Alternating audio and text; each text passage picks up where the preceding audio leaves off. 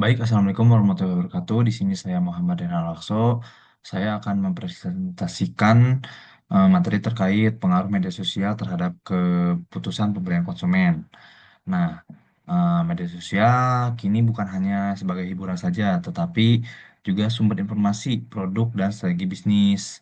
Seperti konsumen aktif yang mencari informasi di Instagram, TikTok, atau YouTube, dan juga review dan rekomendasi, serta konten visual yang memenuhi minat beli si konsumen. Dan juga si media sosial ini bisa menjadi faktor penting dalam membentuk keputusan pembelian. Nah, adapun pengaruh media sosial. Nah, yang pertama di sini ada iklan digital menjangkau pasar dengan cepat. Kenapa? Karena promosi di media sosial itu bisa langsung dilihat oleh jutaan orang, bukan hanya di luar pulau, bahkan bisa di luar negeri sekalipun.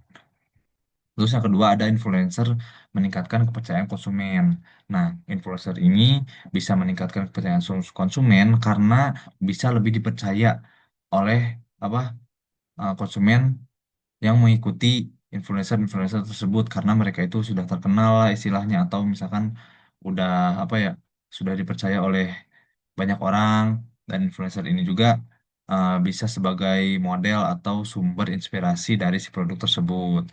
Lalu yang ketiga ada review dan komentar mempengaruhi persepsi. Persepsi siapa? Yaitu persepsi si calon pembeli. Dan si reviewnya ini pun dari si pembeli yang sudah membeli si produk tersebut. Makanya kayak review dan testimoni yang positif itu bisa meningkatkan keyakinan si calon pembeli. Dan sebaliknya, jikalau komentarnya negatif, reviewnya jelek, serta testimoninya pun jelek, maka bisa menurunkan minat beli si konsumen atau si calon pembeli. Dan yang terakhir ada konten visual menarik minat beli. Kenapa? Karena video yang kreatif bisa membuat produk lebih menarik dan bisa memvisualisasikan si konsumen ini kayak ngebantu ngebayangin gimana kalau semisal kita tuh udah menggunakan si produk tersebut gitu. Jadi bisa menghayal lah istilahnya. Nah, lalu di slide selanjutnya ada dampak bagi bisnis juga nih. Yang pertama itu bisa meningkatkan brand awareness karena produk lebih cepat dikenal oleh masyarakat luas. Seperti tadi, bukan hanya di dalam pulau, di luar pulau, bahkan bisa di luar negeri sekalipun. Terus yang kedua, biaya promosinya lebih efisien. Kenapa? Karena eh, cukup modal HP saja, promosi di media sosial sekarang itu bisa kita lakukan gitu.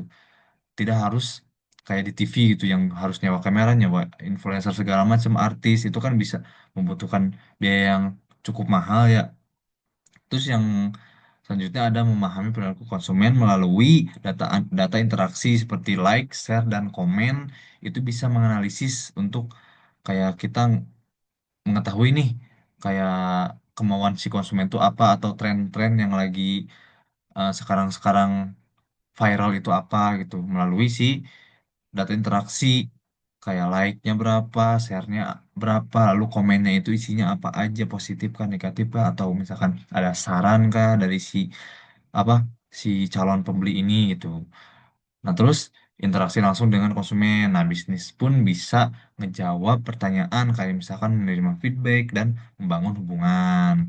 Nah, di sini pun ada contoh kasusnya yang dimana produk lokal bisa viral di TikTok, di media sosial, karena video yang singkat, video yang singkat, apalagi video yang kreatif itu bisa membuat si produk lebih cepat populer dibanding TV-TV, dibanding iklan-iklan yang ada di TV-TV gitu.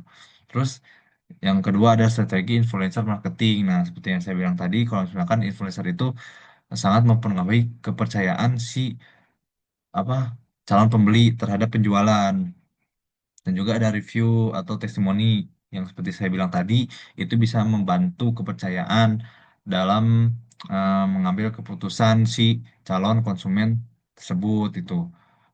Nah, intinya jadi kalau semisal udah punya konten yang kreatif, terus ada influencer yang terkenal, yang sudah banyak pengikutnya, dan reviewnya pun positif, itu udah peningkatan penjualan dan omset pun bisa boom gitu, bisa meningkat signifikan kayak gitu. Jadi intinya si media sosial ini bisa berperan besar gitu dalam keputusan pembelian konsumen, apalagi dalam informasi digital seperti review, rekomendasi dari influencer itu bisa menjadi faktor utamanya dalam keputusan pembelian konsumen. Dan juga si bisnis ini harus aktif memanfaatkan media sosial untuk membangun brand, meningkatkan penjualan, dan bertahan di pasar kompetitif. Jadi kunci sukses itu yang paling utama itu adalah strategi media sosialnya yang tepat dan konsisten. Kayak gitu. Mungkin cukup sekian presentasi dari saya. Mohon maaf bila ada salah kata. Sekian, wassalamualaikum warahmatullahi wabarakatuh.